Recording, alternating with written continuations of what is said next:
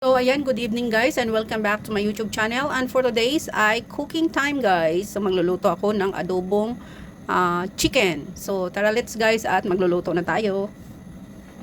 So, ayan, mag-isa tayo ng bawang. Bawang, ginger, and of course, onion.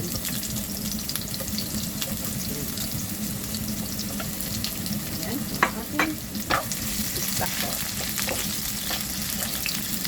At ayan na nga guys, nagisa na natin ang ating bawang, sibuyas, at saka ginger. Ilalagay na natin ang ating chicken. Na ito ay na-marinate ko na guys. Sa soy sauce, light soy sauce, dark soy sauce. Ayan. At black pepper. Chicken powder. Brown sugar. Ayan guys. So, ano. At ayan, takpan na natin muna ito guys para maluto. Ayan.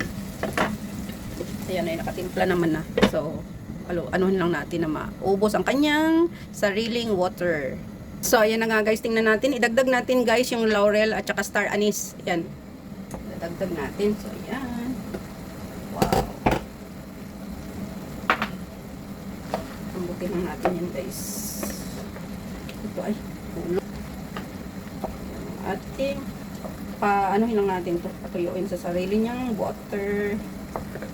Ayan. At okay na. Suka na lang kulang ito guys. Adobong chicken. Ang ating ulam for today. Siyempre mag-steam pa ako ng fish and chop suey.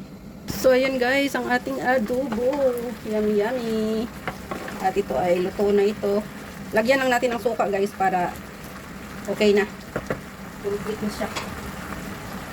Lagyan natin ng konting suka lang. Mga half teaspoon lang. Kasi yung mga amo ko hindi masyadong sa maasim. Yung konti lang para at least may combination yung sugar. Maya lang natin haluin. Yan na guys, ang ating adobong yummy yummy. So, tara let's ang ating yummy yummy food. Ayun, may steam fish pa ako, mag chop suey pa ako, tapos yung soup natin, ito yung soup natin. So, yan. Ayan guys. Ito na ang ating adobong chicken. Ayan. Adobo. Ayan. Okay na. Okay na guys ang ating adobo. So, ayan siya.